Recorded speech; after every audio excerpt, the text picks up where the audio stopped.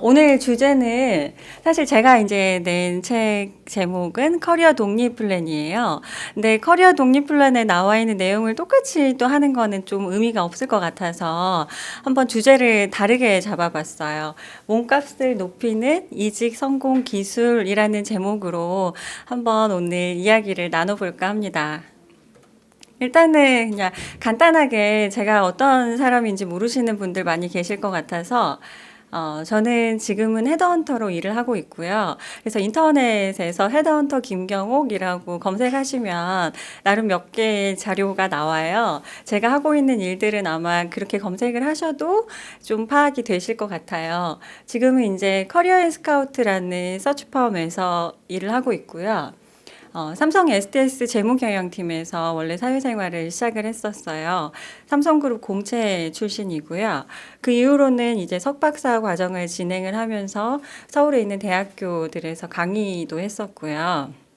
최근에는 커리어 독립 플랜이라는 책을 발간을 해서 이제 여러분들과 만나고 있습니다. 제가 이제 커리어 전문가라고 이렇게 포지셔닝을 하고 여러분들을 만나는 거는 사실은 헤드헌터이기 때문이에요. 헤드헌터는 그 어떤 인사 담당자보다 많은 인사 담당자들을 만나고요. 다른 인사 담당자들을 만나고 또 다른 구직자분들을 만나게 돼요. 그러면서 저희는 정말 채용과 취업 시장의 한복판에 있다고 생각이 들거든요.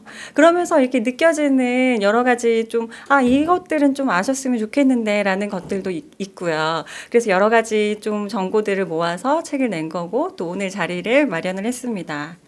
일단 와주셔서 감사합니다. 어, 부제목은 이거예요. 나도 연봉을 2천만 원 올려서 이직할 수 있을까? 라는 제목으로 한번 잡아봤어요. 근데 사실은 연봉을 올리는 것만이 능사는 아니긴 해요. 그거는 이제 그 이후에 제가 이제 오늘 강연을 하면서 그 이후에 이제 뒷부분에도 말씀을 드릴 거예요. 다만 많은 분들이 이직을 하시면서 연봉을 올려서 이직하시기를 희망하시기 때문에 그걸 원하시면 그러실 수 있어요. 라고 또 얘기를 드리고 싶어서 이 자리를 마련을 했어요. 근데 여기서 이제 이 문장에서 우리가 보면 2천만 원이라는 금액이 어느 정도 금액인지를 잘 감을 못 잡으시는 분들도 계실 것 같아요. 저게 뭐 이직의 리스크를 감안하면 뭐 그렇게 높은 금액이야? 라고 또 생각하시는 분들도 계실 것 같고, 아니면 반대로 저게 말이나 돼? 어떻게 2천만 원이나 올려? 라고 생각하시는 분들도 계실 것 같아요. 저 수준이 어느 정도 수준인지에 대해서도 한번 얘기를 드려보고 싶어요. 그리고 올려서 이직한다. 요게 올려서 이직하는 게 필요한지 아니면 얼마나 일어나는지 올리려면 어떻게 해야 되는지 요거에 대해서도 한번 말씀을 드려보고 싶고요. 그리고 이직할 수 있을까라고 했는데 이직 안 하면 안 돼? 또 이렇게 생각하시는 분들도 계실 것 같아요. 이직 왜 해야 되지? 그냥 뭐 안정적인 직장 들어가서 난 평생 일하면 좋을 것 같은데 뭐라고 생각하시는 분들도 많이 계실 것 같아서 이렇게 요 문장 속에 있는 거를 풀어서 오늘 한번 말씀을 드려보는 시간을 갖고자 합니다. 상승하는 연봉은 이직의 꽃이라고 어떤 분이 얘기하시더라고요. 근데 실제로 그럴까? 요 내용을 한번 얘기를 드려보고 싶어요. 많은 분들이 저희가 포지션 진행하다 보면 이 정도 연봉 아니면 뭐 굳이 이직할 필요 있어요? 뭐 전혀 안 할래요. 뭐 이렇게 얘기하시는 분들도 꽤 많으세요. 상승하는 연봉은 이직에 있어서 필수 불가결한 요소다라고들 많이들 생각하시는 분들도 꽤 계시더라고요. 그리고 실제로 연봉 상승을 위해서 이직하시는 분들 많죠. 그리고 중요하죠. 우리 다 먹고 사니즘이 중요한 사람들이니까 왜 안 중요하겠어요. 그런데 실제로 이제 저는 이제 채용 시장에서 일을 하는 사람이다 보니까 이직의 케이스들을 정말 수없이 많이 접해요. 오늘도 역삼역에서 이제 면접 보시는 분들 접하고, 인터뷰하고 지금 이 자리에 오는 길이거든요. 통상적인 이직 시의 연봉 인상률은요, 많이 실망하실 수도 있는데 사실은 정말 최종 연봉의 5%에서 10% 정도예요. 그러니까 그렇게 많은 금액은 아니죠. 만약에 연봉 3천이시면 300만 원, 4천이시면 400만 원, 5천이시면 500만 원 정도? 요 정도예요. 근데 뭐 그렇게 올리려고 뭐하러 이직해? 뭐 많은 분들이 이렇게 또 생각하실 것 같아요. 어, 최종 연봉을 기준으로 하는 거는 사실은 어, 이렇게 생각해 보실 수 있을 것 같아요. 어떤 이제 이직을 고려하시는 분들이 생각을 하실 때, 아니, 내가 그 자리에 들어가서 해야 할 일이 성격이 있는데, 일의 무게가 있는데, 그 무게에 맞춰서 연봉을 주는 게 맞지. 왜 내 최종 연봉을 기준으로 연봉을 책정을 해? 이렇게 생각하시는 분들 꽤 많으실 것 같아요. 근데 실제로는 최종 연봉을 기준으로 하는 게 가장 합리적이라고 이렇게 통상적으로 통용이 되는 거예요. 왜냐면 그 사람의 능력을 정말 실제적이고 구체적이고 명확하게 나타낼 수 있는 거는 연봉밖에 없다고 보는 거예요. 이력서에 아무리 휘황찬란한 이런 내용들이 있어도 그 사람이 실제로 어느 정도의 연봉을 수령했는가가 시장에서 그 사람의 능력을 파악하는 수치라고 일단은 생각할 수밖에 없는 거죠. 왜냐하면 같이 일해본 적이 없잖아요. 우리 그냥 서류로만 만났잖아요. 서류로만 만나고 면접 때 다만 1시간, 2시간 봤잖아요. 근데 아무리 괜찮아 보이는 사람이라도 그 사람이 진짜 괜찮을지 어떻게 알겠어요. 그래서 정말로 이렇게 신뢰할 수 있는 거는 그 사람의 연봉, 뭐 재직했던 회사들 이런 거밖에 없는 거예요. 그래서 실제로 연봉 협상이 이루어질 때 많은 경우가 최종 연봉을 기준으로 이루어져요. 아니 그러면 연봉을 내가 처음 좀 지금 회사가 많이 경영 악화가 되고 안 좋아서 안 올랐어요. 그래서 이직을 하고 싶은데 아니 최종 연봉 기준으로 이직하면 나는 그럼 평생 여기에서 찔끔찔끔찔끔 이렇게 올라간다는 소리예요? 또 뭐 이렇게 생각하시는 분들도 계실 것 같아요. 그런 분들에 대한 답도 이제 뒤에 있는데 일단은 뭐 성과를 기반으로 이직을 할 수 있다고 한들 사실은 그 성과를 많이 낸 사람, 우수한 성적을 가진 사람, 이분들이 이직하려고 그럼 왜 그 회사에 있지? 왜 이직해? 뭐 이런 대답도 나올 수 있고요. 그리고 또 이전 회사에서 아주 큰 성과를 달성했던 사람이라고 한들 또 우리 회사 와서는 환경이 다 너무 다르잖아요. 그 시스템 하에서 냈던 성과지 우리 회사 와서 이 새로운 환경에서 똑같은 성과를 낼 수 있을까라고는 아무도 장담할 수 없는 거예요. 그래서 많은 인사 담당자, 많은 회사들이 최종 연봉을 기준으로 협의를 하려고 하죠. 그래서 통상적으로는 최종 연봉이 5%에서 10% 정도, 요 정도 선에서 결과적으로는 이루어지는 경우가 굉장히 많아요. 아니 그러면 연봉이 그 정도 찔끔찔끔 오르는데 왜 이직해요? 왜? 뭐 이런 생각들 굉장히 많이 하실 것 같아요. 근데 이직하시려는 분들 보면 이직을 할 수밖에 없는 사유가 있으신 분들도 계시고 또 정말 연봉을 올리고 싶으셔서 이직하시고 싶으신 분들도 계세요. 실제로 그리고 5% 10%가 통상적이라고 하지만 실제 연봉 상승에도 어느 정도 도움이 되는 거는 사실이에요. 그런 부분이 분명히 있어요. 제가 너무 아까 연봉 상승에 대해서 부정적으로 말씀을 드렸는데 실제로 연봉 상승에 도움이 돼요. 한번 볼게요. 여기 보시면 이직이 만약에 안 한다고 치자고요. 우리가 이직을 안 한다고 치면 연봉을 올리고 싶은 사람인데 이직 없이 연봉을 얼마나 올릴 수 있을까 한번 생각을 해볼게요. 이직 없이 사실은 몇 년이 지나도 연봉 몇백만 원 올리는 것도 힘든 경우가 대부분이에요. 이게 아까 2천만 원 올려서 이직하는 거 이게 얼마만큼의 가치가 있을까 궁금하셨잖아요. 여기서 나오는 거예요. 이게 실제 연봉 테이블이고요. 이게 어느 회사라고 제가 말씀을 드릴 수는 없지만 코스닥 상장 기업이에요. 어느 정도 그래도 아니 이렇게 설립 연도도 좀 된 기업이고요. 상장사 연봉인데 승진 연한은 일단 4년, 4년, 5년, 5년이에요. 근데 실제 연봉 테이블이 요 정도고요. 이거 그렇게까지 낮은 테이블 아니에요. 그냥 평균 수준이라고 보셔도 무방하신 테이블이에요. 그런데 주임급 신임 연봉이 대졸 초임 연봉이 3,500에서 시작하죠. 그리고 대리, 과장, 차장, 부장 가는데 1,000만 원씩 올라가요. 근데 이 시기가 얼마나 걸리냐면요. 주임에서 대리까지 4년, 대리에서 과장까지 4년. 자, 2천만 원 올라가는데 총 8년 걸려요. 그러면 우리가 연차가 올라가면 좀 더 내가 일도 잘하고 성과도 많이 낼 수 있으니까 연봉 좀 더 빠르게 올릴 수 있지 않을까요? 라고 생각하실 수 있죠. 근데 과장에서 차장 가서 1,000만 원 오르죠?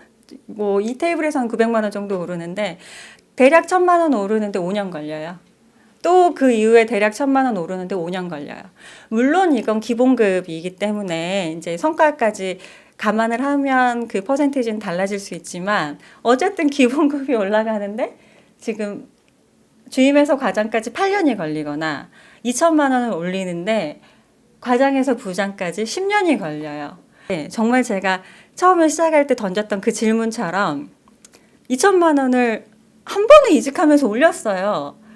물론 흔하게 이루어지지 않는 케이스라는 건 제가 시작하면서도 말씀드렸죠. 보통은 5%에서 10% 정도니까. 그리고 심지어는 수평이동 하시는 분들도 많이 계시고. 근데 2천만 원을 진짜로 올릴 수 있다 치면 우리는 8년의 시간을 한 번에 버는 거예요. 그리고 10년의 시간을 한 번에 버는 거예요.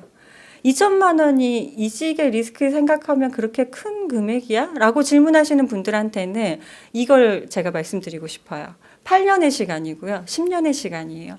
만약에 우리가 2천만 원 정도의 그 이상의 금액을 올릴 수 있다고 치면요. 해야죠. 왜 안 해요? 해야죠. 다만 많이 일어나지 않는 경우니까 이렇게 드물다라고 말씀을 드리는 거고, 다만 연봉을 많이 올리고 싶은 분들이라고 하시면 그 방법이 있다고 한다면 한번 적용을 해볼 수도 있지 않을까 싶어요. 그거를 지금 얘기를 드리고 싶어서 이 자리를 만든 거예요.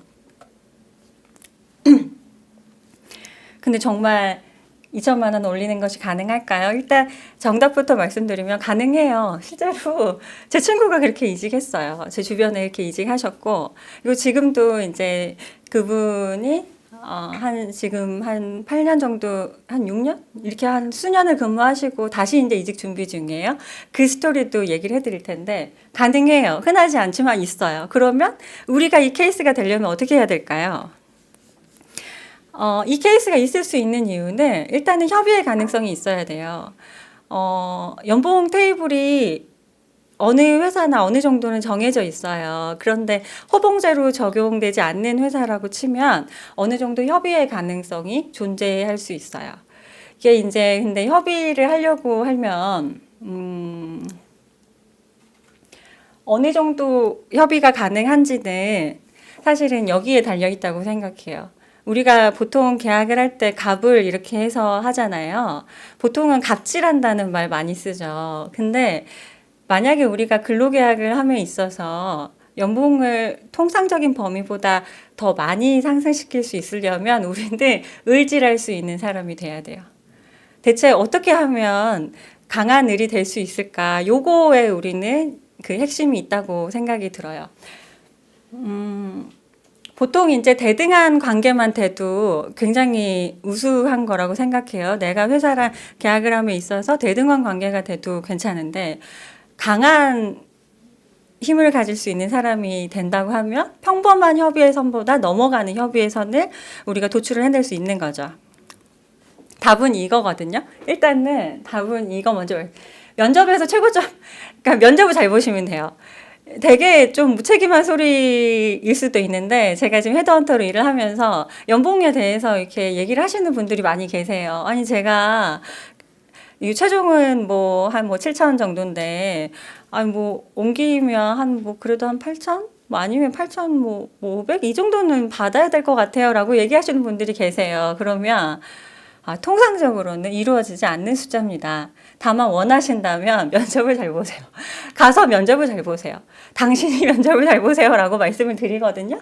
근데 면접에서 최고점을 받으면요, 연봉 2천만 원 이상도 올릴 수 있어요. 아까 말씀드렸죠. 사실은 연봉이라는 게 어떤 사람이 어떤 최종 연봉을 가진 사람, 어떤 재직 경력을 가진 사람이 들어가는가 보다 그 입사를 해서 새로운 포지션에서 어떤 직무를 하고 어떤 무게를 가진 일을 하느냐에 따라서 연봉이 맞춰져야 되는 게 얼핏 생각하면 맞을 것 같아요. 근데 실제적으로는 그렇진 않아요. 현실적으로 이직할 때 연봉이 이루어지는 거는 같은 포지션인데도 다른 연봉을 받고 입사를 하시는 경우들이 생겨요. 어떤 사람이 들어가서 일을 하느냐에 따라서 같은 사람인데도 다르게 협의가 이루어지는 거예요. 보통 이제 연봉 협상은 다 최종 단계에서 이루어지는데요. 이때 면접을 잘 보면 어떤 지원자는 7천을 받을 수 있는 포지션에 만약에 당신이 입사하시면 그 포지션에 8천을 받을 수도 있는 거예요. 당신이 입사하시면 그 포지션에 9천을 받을 수도 있는 거예요. 왜냐하면 회사에서 이렇게 세상 모든 사람들을 다 면접 볼 수 없잖아요. 내가 A라는 포지션을 원하는 회사에서 면접자들이 3명 있는 거예요. 그러면 사실은 나는 100 정도의 능력을 가진 면접자를 이 포지션에 채용을 하고 싶은데 3명의 면접을 보다 보니 어떤 사람은 거기에 모자라기도 하고 어떤 사람은 조금 넘치기도 하고 그런데 그들마다 또 다른 포지션 진행하고 있는 분들도 계시고 또 여러 가지 사정에 의해서 빠른 입사가 안 되시고 그런데 당장 급한 포지션이고 막 이런 여러 가지 사정이 생기면은 사실은 회사에서 8천의 예산을 가지고 100 정도의 능력을 가진 사람을 채용하고 싶었더라도 여러 가지 사정에 의해서 거기에 좀 80 정도 되는 사람을 채용을 할 수도 있는데 그 경우에는 금액이 깎이겠죠. 그리고 120 정도를 가진 사람을 채용을 할 수도 있는데 그 경우에는 금액이 조금 올라갈 수도 있을 거예요. 이렇게 많지 않은 범위 내에서. 어쨌든 이렇게 같은 포지션인데도 다른 연봉을 책정이 되는 경우들이 굉장히 있고 우리가 굉장히진 않죠. 드물게 있고 우리가 만약에 통상적인 범위를 벗어나서 연봉을 올리고 싶다면 우리는 이런 케이스를 노려봐야 된다고 생각해요.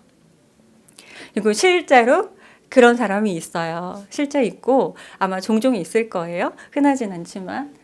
자, 면접을 갔어요. A라는 사람이 면접을 갔는데 면접관이 물어봐요. 내가 왜 당신을 뽑아야 되는지 말해줄 수 있어요? 라고 이제 물어보는 거예요. 실제로 이런 질문이 오갔어요. 그래서 그 A라는 사람이 이렇게 대답을 했어요. 첫째, 당신은 한국에서 그분이 IT 기술 영업을 하시는 분이셨는데 이 분야의 최고 자격증 3개를 동시에 갖고 있는 사람 못 찾을 거다. 둘째, 당신은 한국에서 삼성, 두산, LG, 포스코 등 대기업의 클라이언트들 다 다뤄본 사람을 못 찾을 거다. 없다 나밖에는. 셋째, 이 첫째랑 둘째를 다 가지고 있으면서 한국어랑 영어를 동시에 원어민급으로 구사하는 사람 못 찾을 거다. 라고 얘기를 했어요. 이 세 개 종합하면 뭐예요? 대한민국에서 내가 최고야. 이거예요.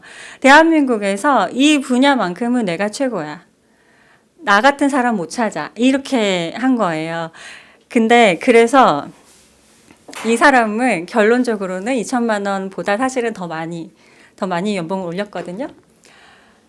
그게 됐던 게 사실은 이런 배경이 있었어요. 그 기업이 외국계 기업이었는데 한국 시장에 이제 진출을 하는 거예요. 그런데 그 회사가 사실은 뭐 글로벌로 보면은 굉장히 큰 회사예요. 굉장히 입지도 있는 회사인데 한국 시장에는 그런 네트워크 쪽으로 이렇게 이제 시작하는 업체인 거예요. 이제 시작을 해서 한국 시장에서 입지를 다져나가야 되는 상황이었고 그리고 그 면접을 본 분이 이제 리전 매니저가 싱가포르에 계셨는데 그분이 이 후보자를 A를 너무 잘 본 거예요. 얘는 꼭 데리고 와. 얘는 무슨 일이 있어도 데리고 와. 이렇게 얘기가 된 거예요. 근데 이제 인사팀 같은 경우는 뭐예요? 인사팀의 KPI는 싸게 데리고 오는 거예요.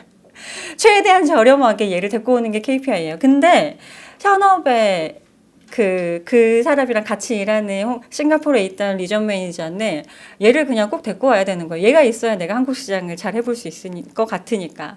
그래서 꼭 데리고 오라고 이제 이렇게 된 거죠. 그래서 이후에 이런 일들이 일어났어요. 다행히 그 A라는 분은 타 기업에 재직 중이셨어요. 물론 그분도 이직을 해야 되는 사유가 있기는 했어요. 뭐 아무 이유가 없이 우리가 이직을 고려하지는 않을 거 아니에요? 그래서 그분도 사실은 잘 지금 재직하고 계시긴 하셨지만 약간 뭐 향후의 비전이라든지 업계 비전이라든지 그리고 조금 약간 지금 하는 일이랑 약간 틀어서 다른 업무를 좀 하면은 향후에 훨씬 더 비전이 있는 본인의 장래가 조금 더 나아질 것 같은 이런 상황이었던 거예요. 뭐 예를 들자면 뭐 LCD나 뭐 이런 쪽이 약간 비전이 조금 향후에 조금 좀 미약하다라고 생각이 든다고 하면 OLED 쪽으로 좀 옮겨가고 싶은 비슷하게 다른 이런 상황이었던 거예요. 근데 이제 회사에서는 일단 인사팀의 KPI는 뭐라고 싸게 데리고 오는 거잖아요. 가장 최대한 저렴하게 데리고 오는 거. 그래서 처음에 이제 냈는데 그거 보고 기분이 나빴대요. 그래서 아, 나 안 가. 아니, 저는 입사 안 합니다라고 했대요. 그때는 그게 진심이었대요. 근데 두 번째로 또 왔어요. 또 이제 제의가 왔는데 그때도 사실은 거절을 했대요. 그때도 거절을 했는데 세 번째 오니까 이제는 이거를 거절하면 여기 그냥 날아가는 거 아니야? 뭐 이 생각이 그분이 들었대요. 그래서 세 번째 제안이 왔을 때 오케이 했는데 이거 어마어마한 배짱이죠. 사실은 두 번째 제안이 왔을 때도 거절한다는 거는 이거는 사실은 여기 입사를 못할 수도 있는 상황인 거예요. 첫 번째도 그렇지만. 근데 이분은 지금 그런 일들을 하셨고, 그래서 결국은 그 기업에서 어떤 선택을 했냐면 이 사람을 데리고 오기 위해서 한국 연봉 테이블을 적용을 안 한 거예요. 외국계 기업들도 사실은 한국의 연봉 수준이 어느 정도인지를 다 감안을 해서 아무리 본사가 외국에 있고 인사가 외국에 있어도 HR이 외국에서 진행이 돼도 한국의 연봉 수준에 맞춰서 하려고 그러거든요. 그래서 저희한테도 항상 외국계 기업 진행하면 연봉 수준이 어느 정도 되냐라고 여쭤보시는 분들도 굉장히 많이 있어요. 아니, 한국의 시니어급의 뭐 한 8년 경력은 보통 어느 정도 연봉 수준이에요? 라고 먼저 이제 여쭤보시고 포지션을 진행을 하시거든요. 한국의 연봉 수준에서 안 벗어나고 싶어 해요. 그런데 이분은 영국 연봉 테이블로 적용이 됐어요. 영국이 본사인 회사였거든요. 그래서 2천만 원보다 더 상승이 됐어요. 더 상승이 돼서 입사를 하셨죠. 근데 이게 가능했던 거는 아까도 설명드렸지만 그분, 그 A라는 분 카페에서 업무 시작했어요. 그 사무실조차 없었던 거예요. 이제 진출하고 이래서 면접도 싱가포르 분이랑 이렇게만 보고 그냥 하고 그러니까 거의 초창기 멤버로. 근데 이분이 이제 입사를 하시면 생각했던 거는 어쨌든 회사는 뭐 세계적으로 보면 너무 탄탄한 회사니까 한국 시장에서 내가 여기 들어가서 나만의 어벤져스 팀을 만들어서 이 한국 시장에서 내가 여기서 1인자가 돼야 되겠다 이런 마음으로 입사를 하신 거예요. 카페를 전전하시면서 이렇게 일을 하시다가 지금은 이제 아셈타워에 그 임대료 비싼 거기서 이제 사무실이 생겨서 거기서 이제 근무하시고 굉장히 이제 인원도 늘어났고요. 인원이 뭐 늘어났다고 해도 뭐 9명 정도, 8명 정도예요. 그렇게 일을 하고 계시죠. 자, 실제로 많지는 않지만 있는 일이고 연봉이 2천만 원 정도 이상으로 상승을 하셨어요. 이분 사례에서 우리가 생각해 볼 만한 것들이 있을 것 같아요. 통상적인 범위를 벗어나는 연봉 2천만 원 이상을 상승해서 이직을 하려면 우리가 뭐가 필요할까? 6가지로 한번 정리를 해봤어요. 일단은 첫 번째로 실력이 있어야 되고요. 실력은 증빙 가능한 실력이어야 돼요. 내가 그냥 말로 떠드는 실력은 아무 소용없어요. 증빙 가능한 실력. 증빙 가능한 실력이 뭔지 뭐 뒤에서 얘기를 하려고 했는데 사실은 저는 뭐 현실적으로 제가 이제 일을 하면서 느끼는 거는 보통 뭐 MBA를 갔다 오시는 분들도 많이 계시고 대학원 진학을 많이 준비하시는 분들도 많이 계시더라고요. 몸값을 올리기 위해서.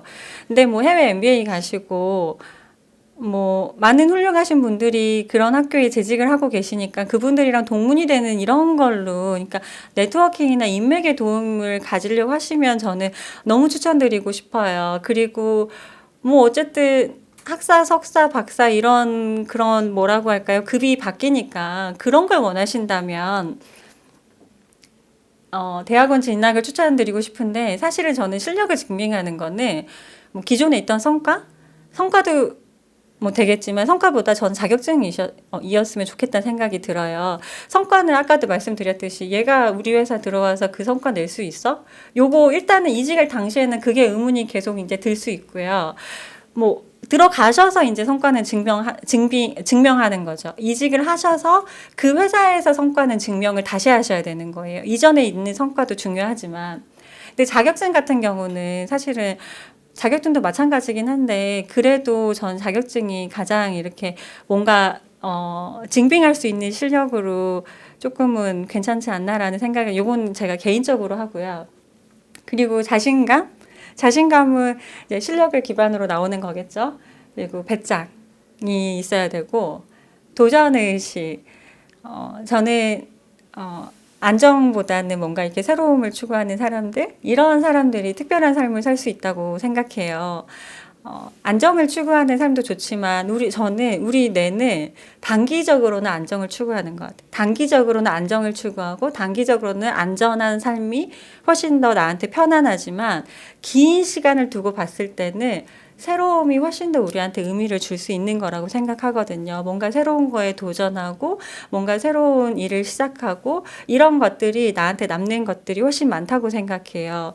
왜 우리 생각하면 20년의 경험을 쌓았다는 게 1년의 경험을 반복해서 20년을 쌓았는지 아니면 정말 20년 동안 정말 다채로운 경험을 했는지 이거는 차이가 있다고 생각하거든요. 근데 어느 정도 도전의식을 가지고 새로움을 추구한 안정보다는 장기적인 새로움을 추구하는 사람이 특별한 삶을 살 수 있지 않을까 하는 게 개인적인 생각이고요. 그다음에 이제 환경이 받쳐줘야 돼요. 이거는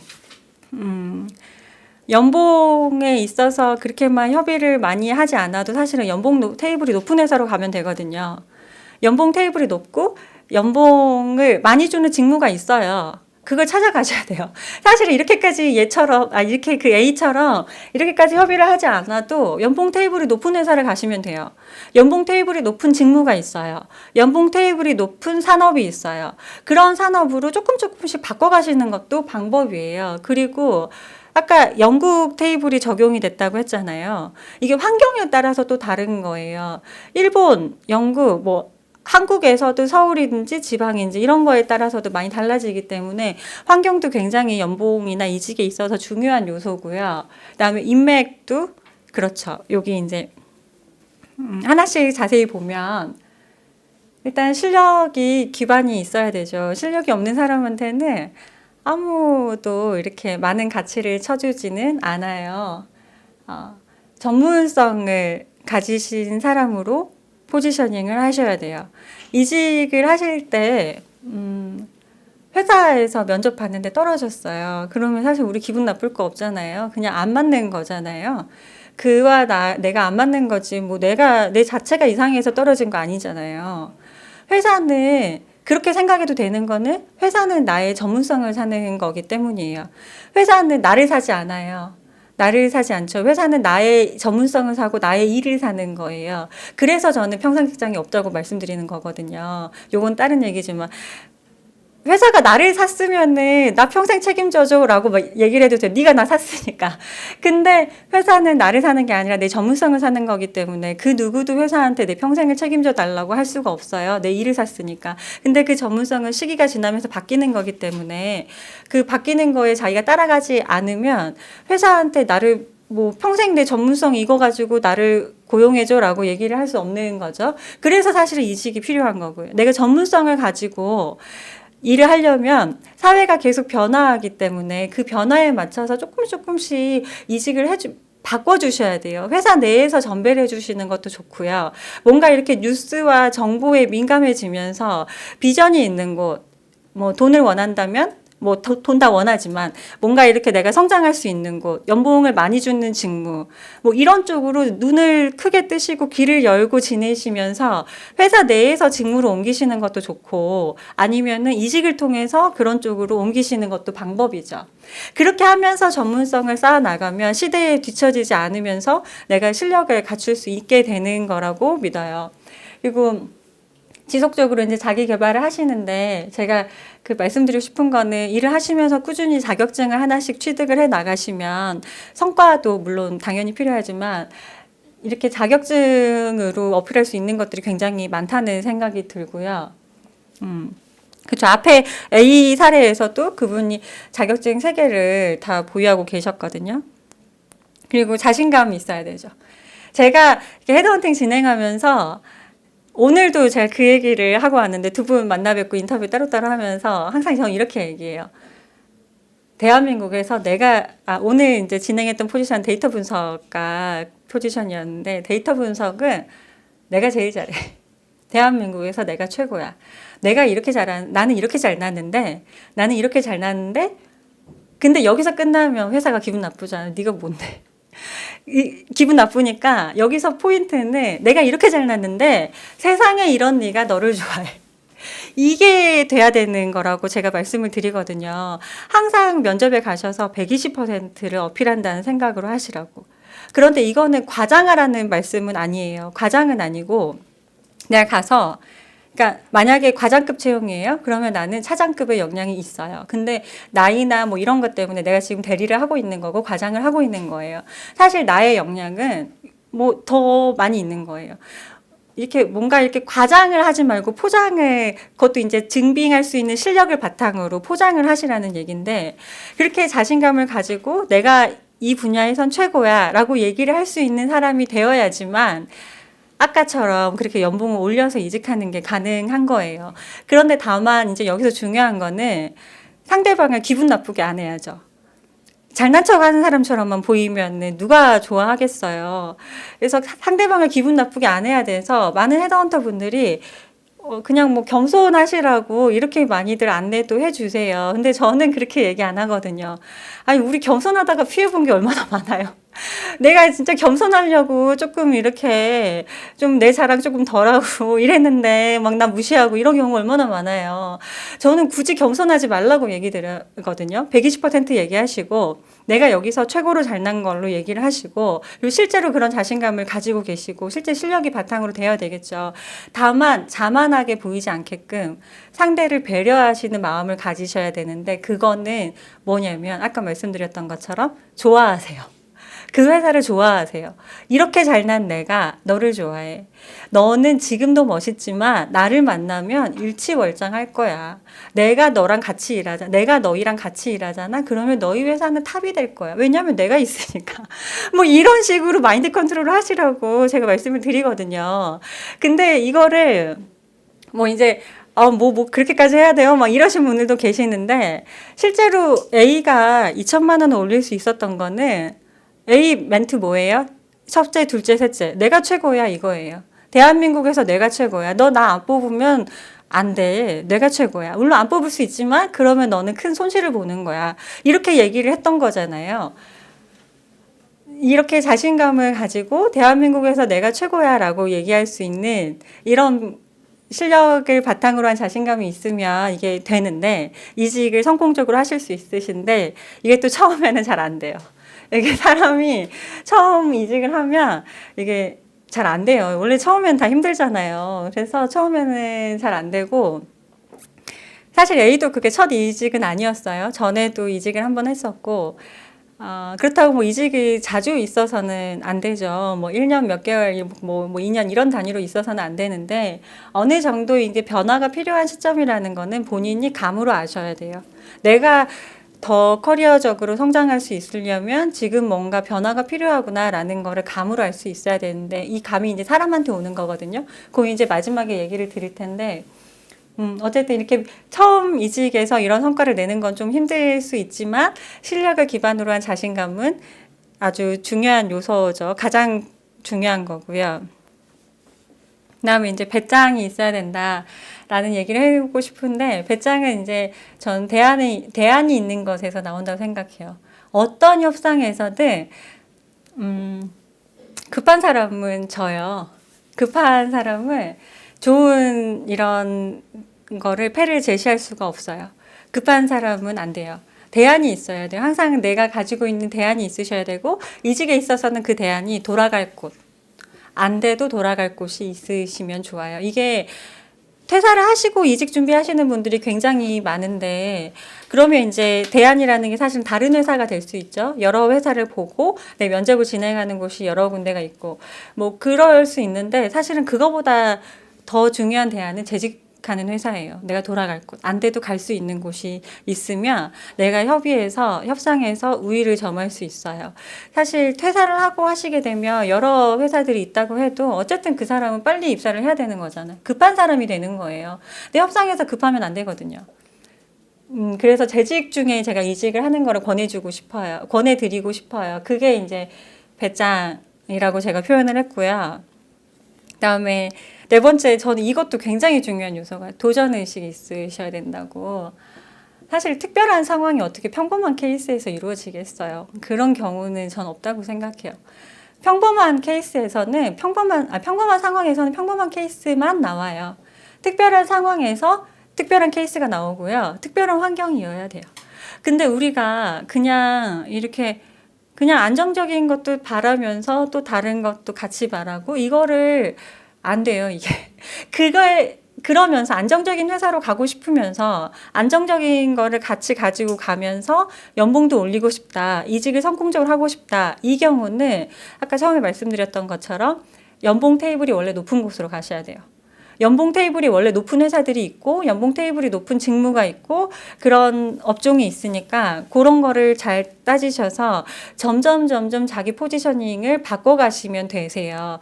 그런데 그렇다고 해도 그 경우에는 급격하게 인상되는 경우는 생기지 않아요. 왜냐하면 어떤 회사든 너무 차이 나는 사람은 안 뽑으려고 그래요. 우리 회사에 지금 연봉 테이블이 과장 3년 차에 뭐 7천이에요? 그러면 뭐 6천, 5천 이런 사람 안 뽑고 싶어 해요. 그냥 느낌, 그냥 그래요, 다. 너무 막 1,000만 원 이상 차이 나는 사람 우리 안 받겠다고 이래요. 서류에서 다 떨어지세요.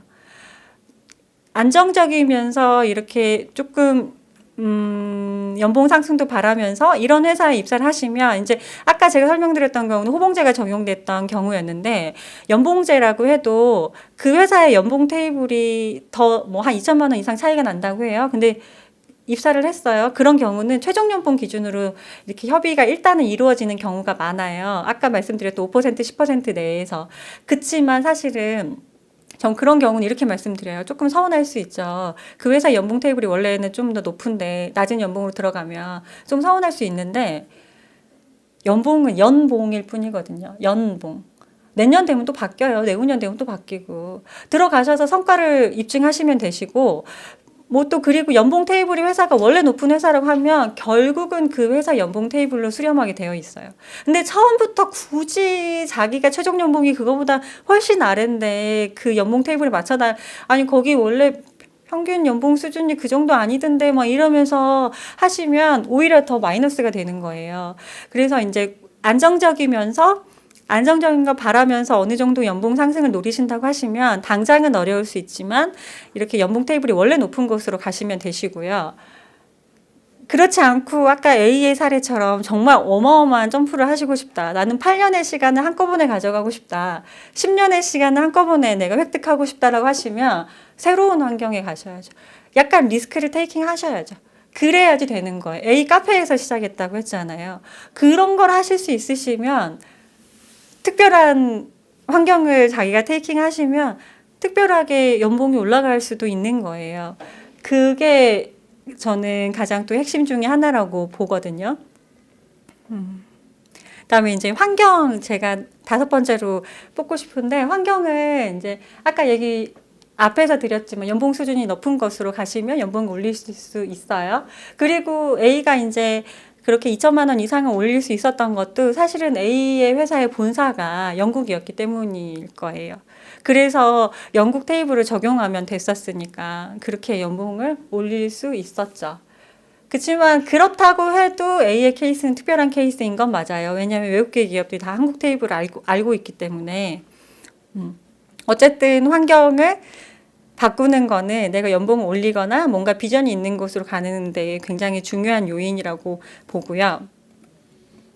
그다음에 6번째로 제가 이제 필요한 6가지에서 마지막 6번째로 인맥 그 얘기하고 싶어요. 이거는 직접적으로 내가 지원할 회사를 소개받는다 이런 것도 뭐 유용할 수 있지만 그거보다는 저는 이런 의미에서 사람이 중요한 것 같아요. 사람은 정보의 통로예요. 내가 이직을 해야 되겠다. 내가 뭔가 변화를 줘야 되겠다. 내가 지금 있는 데서 그냥 그냥 매일 일만 하면서 이렇게 지내다가는 큰일 나겠는데? 이러다가 도태되겠는데? 뭐 이런 생각을 들게 하는 것들이 사람이에요. 사람을 만나서 얘기하고 뭔가 이렇게 뉴스를 들려주는 사람도 사람이고요. 뭔가 이렇게 어떤 정보를 주는 사람, 업계에서 변화를 보여주는 사람도 사람이에요. 내가 사람을 만나면서 그런 정보들을 캐치하게 되거든요. 이직이 필요한 순간이라는 걸 감으로 알아야 되는데 이거는 사람이랑 대화 중에 알게 되는 거예요. 쓸데없는 그냥 나누는 대화들 이런 거에서도 우리는 여러 가지들을 캐치할 수 있다고 생각해요. 굳이 이렇게 뭐 어떤 모임 이런 것도 좋지만 그냥 시시껄렁한 얘기들을 나누는 모임이어도 그 모임에서도 우리는 이런 많은 정보들을 캐치할 수 있다고 보거든요. 그래서 이제 사람이 중요하다는 얘기를 드리고 싶었고요. 근데 이제 뭐 인맥을 만들기 위해서 여러 가지 활동을 하시고 하는 것도 물론 좋지만 일하시면서 이렇게 뭔가 회사에 내 우군을 한 2명 정도는 최소한 만들어 두시고 뭐 일하면서 또 거래처 사람이라든지 이렇게 많이 이렇게 친분을 쌓아 두시면 알게 모르게 이게 도움이 될 수도 있다는 거. 그래서 인맥을 만드는 거에 대해서 그렇게 어려워하지 않으셔도 되는 거. 이렇게 내 업종에 있는 사람들이랑 많이 같이 지내고 또 다른 업종에 있는 사람들이 많이 같이 지내고 이러면서 얻어갈 수 있는 것들이 많은 것 같아요. 그리고 실제적으로 이제 저는 헤드헌터 일을 하니까 저희가 이제 합격을 마지막까지 다 하시면 최종 합격하시면 그 레퍼런스 체크를 진행을 하거든요. 레퍼런스 체크는 보통 이제 제가 진행하는 케이스 같은 경우는 별도로 서비스를 요청하지 않는 이상 헤드헌팅이 포함되는 레퍼런스 체크는 합격자의 동의를 받아서 동의하에 그분이 얘기하신 2명한테 제가 진행을 하거든요. 그렇게 진행을 하는데 이게 그냥 나를 위해서 대신 말해줄 2사람. 나를 위해서 나랑 같이 일했던 내 우군이 되어줄 수 있는 2사람. 이 정도만 만들어 놓는 것도 나한테 굉장히 큰 힘인 거예요. 그리고 실제로 레퍼런스 체크를 진행하다 보면 진짜 엄청 감동적인 경우들도 있고요. 어머, 이런 사람이 있어? 라고 뭐 생각이 들 만큼 되게 감동적인 경우들도 있고 또 후보자들이 얘기하고 싶지 않았던 것들도 의외로 이렇게 많이 얘기하시는 분들이 또 계시거든요. 회사에 내 우군 2명을 만들어 두는 거는 제가 이제 인맥 얘기를 하면서 이게 생각이 나서 끼워 넣었는데 요거는 굉장히 중요해요. 그래서 회사 생활 하시면서 이제 제가 커리어 독립 플랜의 내용에는 회사 동료는 친구가 아니다 뭐 이렇게 뭐 얘기를 해놨는데 어쨌든 회사 내에서 2명 정도는 내 우군을 만들어주는 거는 향후에도 굉장히 필요한 일이라는 거 기억을 꼭 하고 계셨으면 좋겠다라는 생각이 듭니다. 이렇게 이제 제가 이런 얘기들을 해왔는데 사실 오늘 제가 얘기하고 싶은 거는 2천만 원 올려서 연봉 이직하는 방법은 뭘까요? 이런 얘기를 드리고 싶었는데 사실 이제 직장 생활 하시는 분들이 저는 3가지 정도 이제 커리어를 갖고 나가는 데 있어서 3가지 정도의 선택을 할 수 있다고 생각해요. 첫 번째는 그냥 회사에서 평생은 아니죠. 60살 될 때까지 평생 다니시는 거예요. 그게 보장되는 직장들도 있잖아요. 뭐 공기업이나 이런 데들. 그렇게 다니시는 거 선택하시는 게 첫 번째일 거고, 2번째는 얘기 중에 간혹 언급이 됐었지만 안정적이면서 이제 미래를 좀 담보할 수 있는 곳으로 이직을 해 가시는 거. 그러니까 너무 큰 연봉 상승은 바라지 않지만 그런 방법들이 있을 수 있고, 3번째는 마지막에 이제 제가 오늘 설명드렸던 A의 케이스처럼 어마어마한 연봉을 상승하면서 8년의 시간을 절약해 가면서 10년의 시간을 절약해 가면서 이직을 하시는 게 방법이 이렇게 3가지가 있을 거예요. 근데 첫 번째 이제 평생 근무하시는 거를 선택을 하시고 그런 직장에 다니시고 계신다고 해도 저는 어느 정도 이렇게 자기가 회사의 바운더리가 없어졌을 때 내가 어떻게 살 것인가를 고민하는 거는 분명히 필요하다고 생각해요. 그리고 회사 생활 하시면서 그 회사에 내가 퇴사를 안 한다고 생각을 하고 있을지라도 회사의 바운더리가 없어졌을 때 내가 뭐 하고 지낼 건가 늘 저는 고민을 하고 있으셔야 되는 부분이라고 생각해요. 그게 제가 커리어 독립 플랜을 썼던 이유였고요. 나 이직 안 할 건데 왜? 뭐 이렇게 생각하시는 분들이라고 해도 정년은 하실 거 아니에요. 이직은 안 해도 정년은 하실 거니까. 그러면 보통 이제 커리어에 대해서 뭐 커리어 독립 이런 걸 생각을 안 하시는 분들이 하시는 말씀이 나는 돈 그냥 100억 벌어서 한 200억 벌어서 그냥 취미생활 할 거야. 취미로 일하면 되지 뭐. 뭐하러 무슨 커리어 독립이야. 뭐 이렇게 얘기하세요.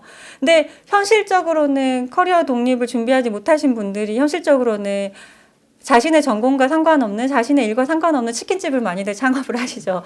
근데 일단은 그 상황이 오지 않으신 분들은 다들 뭐 나는 100억, 200억 벌어서 그냥 취미로 일할 거야. 재테크 해야지.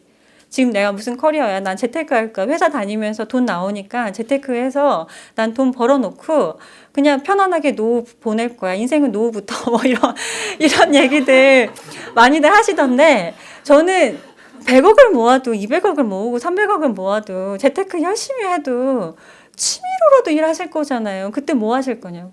취미로라도 일하실 건데 그때 지금 하시던 거 조금 변형이 될 수는 있지만 살려서 하시면 얼마나 좋아요. 그래서 그거를 회사의 바운더리는 언젠가는 없어져요. 내가 퇴사를 안 하고 이직을 안 해도 정년은 하니까 언젠가는 와요. 그러니까 첫 번째인 경우에도 사실은 회사를 다니시면서 뭔가 그런 고민들을 재테크뿐만 아니라 커리어적으로도 좀 하셔야 된다는 얘기를 드리고 싶고요. 그다음에 두 번째로 말씀드렸던 안정적인 이렇게 뭐 A처럼 완전히 막 시작하는 회사 이런 데 가는 게 아니라 안정적으로 가시면서 내 미래를 또 담보할 수 있는 정도로 이직을 하시는 거.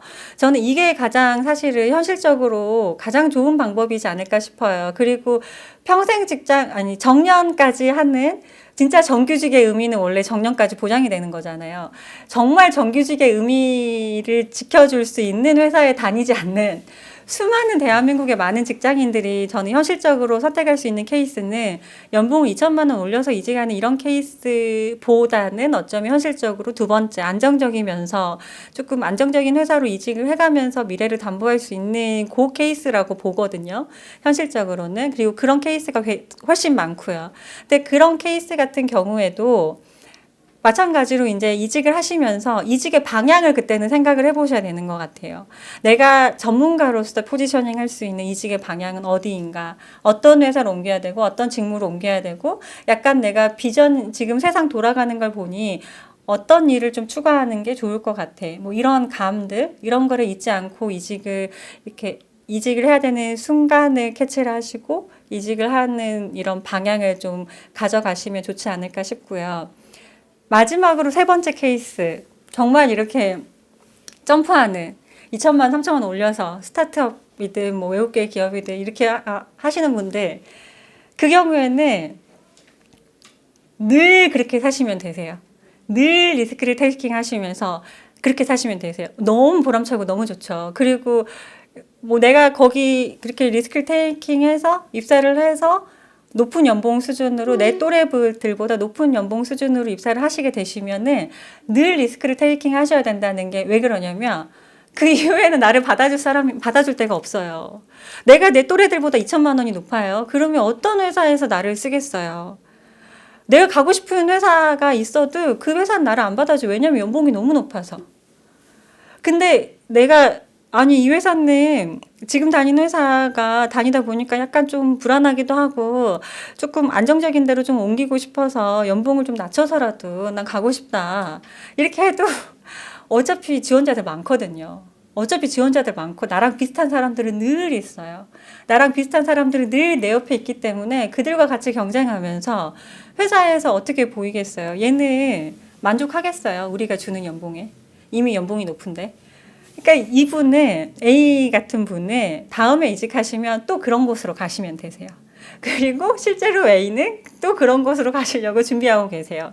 근데 그 준비가 또 가능한 거는 그분은 정말 늘 깨어 있으시거든요. 늘 깨어 있으셔서 이제는 지금 이런 통신 쪽이 약간 좀 그때 당시에는 입사할 당시에는 그분이 그렇게 리스크 테이킹 하면서 입사를 하실 때는 그쪽이 비전이 있었던 거예요. 근데 한 8년, 6년 이렇게 지나다 보니까 이게 지금 이제 뭐 상황이 돌아가는 거 보고 하니까 이거보다는 다른 쪽이 좋겠다라는 약간 돌려서 약간 틀은 거예요. 다 완전히 틀지 못하지만 지금 뭐 예를 들자면 그분이 이제 데이터 클라우드 쪽으로 약간 돌리셨거든요. 그래서 그쪽으로 이제 또 한국 시장에 새로 진출하는 것으로 지금 준비 중이세요. 그게 아니면은 가실 수 있는 곳이 없어요. 왜냐하면 연봉이 너무 높아서. 또 그런 쪽으로 이렇게 가셔야 되는 거예요. 지금 뭐 그렇게 뭐 어마어마하게 올려서 가는 것까지는 바라지 않아도 수평 이동만 돼도 나는 옮기겠다라고 해도 그분이 가실 수 있는 곳은 그렇게 계속 리스크 테이킹 하는 곳. 근데 뭐 의미 있고 보람찬 일이라고 생각합니다.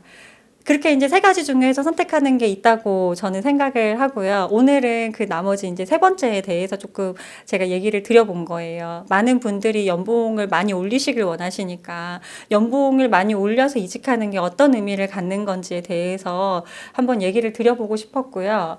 그리고 많이들 이제 인디펜던트 워커라고 표현을 하잖아요. 회사의 바운더리 말고 그냥 나의 브랜드로 일을 하는 거. 그게 되려면 커리어 독립을 하셔야 되는 거라고 전 얘기를 드리고 싶어요. 무작정 사회에 나오셔서 그냥 회사 바운더리 없이 일하시는 거 너무 힘들어요. 내가 회사에서 경력이 내 브랜드고 회사에서 경력이 사회에서 내가 인정받을 수 있는 거거든요. 그래서 무작정 인디펜던트 워커로나 일할 거야. 이제 뭐 회사 생활하는 게 답이 아니잖아? 뭐 이러면서 나오시지 말고 회사 생활 하시면서 어느 정도 자신의 커리어를 쌓아가시고 이렇게 현명하게 직장 생활을 하시기를 좀 응원 드리는 마음에서 오늘 강연을 준비해 봤습니다. 네, 들어주셔서 감사합니다. 저 이직을 하실 때 이거 뭐 성향에 따라서 다를 수 있을 것 같아요. 아까 제가 말씀드렸던 것처럼 A 같은 성향은 굉장히 도전적이죠. 근데 저는 그게 솔직한 말씀으로 아무한테나 적용할 수 있는 건 아니라고 생각해요. 그리고 다들 뭐 자기 인생이 유지가 돼야 되니까 그러면 저는 진짜 아까 마지막에도 말씀드렸지만 두 번째 케이스가 제일 좋다고 보거든요. 좋은 건 좋다고 표현하기 좀 그렇지만 두 번째 케이스가 보편적으로 좀 통용될 수 있는 거라고 생각해요. 내가 조금 안정적으로 미래를 그려갈 수 있는 곳으로 이직을 해나가는 거. 만약에 그쪽이 비전이 있다고 하면, 그리고 향후에 이제 온라인 쪽이 뭐 비전이 많이 있다고 하잖아요. 그래서 온라인 사업 이쪽으로 보신다고 하셨던 것 같아요. 그쪽이 만약에 연봉 테이블을 사전에 뭐 엄청 정확하게 알 수 있는 사람은 없어요. 그거 다 연봉 기밀이잖아요. 대회비고. 그래서 정확하게 완전히 알 수 있는 사람은 없고 일단은 뭐 감으로 나오는 정보들을 믿고 가는 건데 제가 느끼기로는 인터넷에 떠도는 연봉들은 약간 업이 돼 있는 것 같아요. 실제보다. 왜냐하면 저희가 진행을 할 때도요. 헤드헌팅 진행할 때도 본인들이 실제 연봉을 잘못 알고 계시는 경우들이 생각보다 굉장히 많아요. 뭐 본인이 뭐 5천인데 한 5,500은 받아요. 뭐 이렇게 생각하시는 분들이 굉장히 많고요. 근데 실제로 원천 징수를 까보잖아요. 원천 징수를 받으면서 확인하면 그 정도 안 나오는 경우가 많아요. 이게 이상하게 본인이 실제로 받은 것보다 낮게 이렇게 밑으로 생각하시는 분들보다는 실제로 자기가 수령하신 것보다 더 위로 생각하시는 분들이 훨씬 많더라고요. 이거는 뭐 심리적인 문제인지 뭔지는 제가 조금 더 뭐 조금 봐야 되겠지만 실제로 그렇더라고요. 제가 해보니까. 그래서 인터넷으로 떠도는 연봉 테이블은 약간은 조금은 다를 수 있다는 생각이고요. 기본적으로는. 그래서 온전히 믿을 건 아니고 그래서 사실은 연봉 협상에서 구직자가 불리할 수밖에 없죠. 왜냐하면 회사는 우리한테 최종 연봉을 요구하잖아요. 갖고 와 원천 징수, 갖고 와 연봉 계약서 이런 거 요구를 하는데 근데 지원자 입장에서는 연봉 테이블을 확실하게 알 수 있는 방법이 하나도 없는 거예요. 그래서 원천적으로 분리할 수밖에 없는데 그거는 이제 밖에 있을 때 입장이잖아요. 안에 들어가면 그래도 조금은 뭐 물론 연봉은 대회비니까 알 수는 없지만 그래도 조금은 더 클리어해질 것 같아요. 그래서 저는 말씀을 드리고 싶은 거는 일단은 연봉을 올리고 싶은 거는 누구나 당연한 마음이지만 연봉보다는 비전이 있고 내가 하고 싶은 일이고 그리고 내가 생활이 있다 그러면 조금 더 안정적으로 도전해 볼 수 있는 이게 두 개가 매칭이 안 되는 말이지만 그런 곳으로 그냥 연봉보다는 그걸로 조금은 더 포커싱을 하시고 연봉은 진짜로 연봉일 뿐이니까 내년에 또 리뷰할 수 있고 연봉, 그리고 인터넷에 떠도는 게 약간 업이 될 수 있다고 아까 말씀드렸지만, 그래도 어느 정도는 또 감안을 해볼 수도 있는 거고, 네. 저는 연봉보다는, 왜 저는 이렇게 말씀드리고 싶거든요. 면접 가시는 분들한테 제가 드리는 말씀은 항상 이렇게 보수보다는 보람을 생각하시는 사람처럼 보이셔야 되세요. 이렇게 얘기해요. 근데 저는 실제로 그런 사람이 되는 게 낫다고 보거든요. 실제로도 왜 우리가 돈을 벌고 싶으면 돈을 쫓으면 안 된다면서요. 돈을 벌고 싶으면 내가 그 분야에서 최고가 되면 돈은 따라오는 거라고 그냥 열심히 하면 따라오는 거라면서요. 전 그거랑 똑같이 이직할 때도 보수만을 계속 쫓으면은 오히려 더 사람이 좀 격이 없어 보인다고 해야 되나? 그냥 그거보다 그냥 뭔가 이렇게 그래도 보람이 있는 동반 성장하고 싶은 이런 사람처럼 보이시는 것도 필요하고 실제로 그런 사람이신 것도 전 도움이 되실 것 같고요. 그리고 그 말씀 도움이 내가 맞게 얘기를 드리고 있는지는 모르겠는데 어, 비전이 있고 온라인 쪽에 비전이 있고 한다고 하면 저 연봉보다는 이제 많이 판단을 하셔서 연봉보다는 다른 거에 좀 가치를 좀 두시고 이직을 하시는 게 좀 좋지 않을까. 그리고 장기적으로 갈 수 있는 그렇게 해서 계속 또 이제 몇 년 지나면서 다시 또 한번 정보를 업데이트 하시고 다시 또 어느 분야가 비전이 있고 이런 쪽으로 한번 생각을 해보시는 게 좋을 것 같아요. 전 이직하실 때 연봉도 연봉이지만 연봉은 조금 연봉보다는 보람을 비전을 조금 더 가져가셨으면 좋지 않을까. 오늘 제가 연봉 올리는 방법 뭐 이런 걸로 얘기했는데 이렇게 말씀드려서 너무 죄송하고요. 네, 그런 생각이 들고요. 그리고 저는요, 일단은 기본적으로 인성이 된 사람은 기본적인 인성이 된 사람은 어디 가든 적응할 수 있다고 조금은 생각해요. 근데 이게 또 다른 게 뭐 그렇다고 회사 뭐 자주 이직하고 이런 사람이 그럼 인성이 안 좋은 거예요? 이건 또 아닌 것 같아요. 왜냐면 사업을 하는 사람의 피는 다르다고 하더라고요. 사업을 하는 사람은 블러드가 다르대요. 그것처럼 직장 생활 하는 사람도 또 직장 생활 체질이 있는 거고, 사업하는 사람 체질이 있는 거고, 조직 생활에 맞는 사람이 따로 있는 것 같아요. 근데 기본적으로 조직 생활에 맞는 사람이 피를 가지고 있다고 하면, 기본적인 인성이 갖춰진 사람은 저는 조직 생활에 그냥 조직 생활 할 수 있는 사람이고 기본적인 인성이 된 사람이라면 이렇게 적응할 수 있다고 좀 보는 편이거든요. 근데 뭐 특별한 기업 문화 이런 게 저는 기본적인 인성이 되면 다 맞춰갈 수 있는 부분이지 않을까 좀 이런 생각을 하는데 그러면 기본적인 인성은 어떻게 봐요? 뭐 이렇잖아요. 저 같은 경우는 그냥 기본적인 인성도 중요하지만 사실은 입사 의지랑 약간 또 네, 이직하는 데 있어서는 그게 연관이 좀 있다고 생각해요. 아무리 착한 사람이라, 그러니까 내가 뭐 결혼을 하는데, 나는 착한 사람인데 이 남자가 아주 마음에 들면 나는 그 남자한테 맞춰서 막 할 수 있잖아요. 근데 그렇게까지 마음에 들지 않아요. 그러면 덜 맞춰주는 거예요.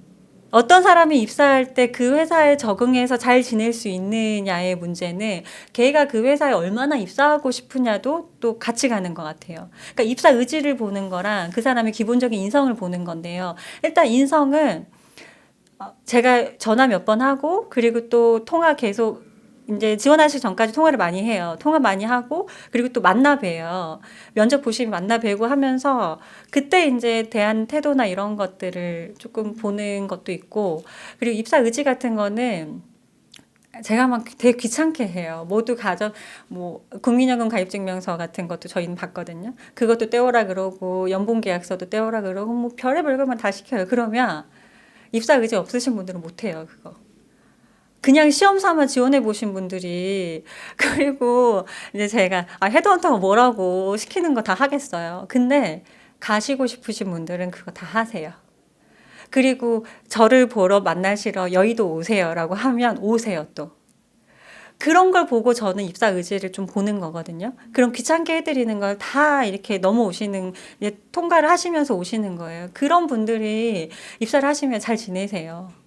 그러니까 이거는 그 사람이 조직 생활에 맞는 피를 가졌는지, 그리고 그래서 저는 이 사업했다가 다시 회사 가시는 분들은 약간 더 세심하게 보거든요. 그분은 사업가 체질일 수 있잖아요.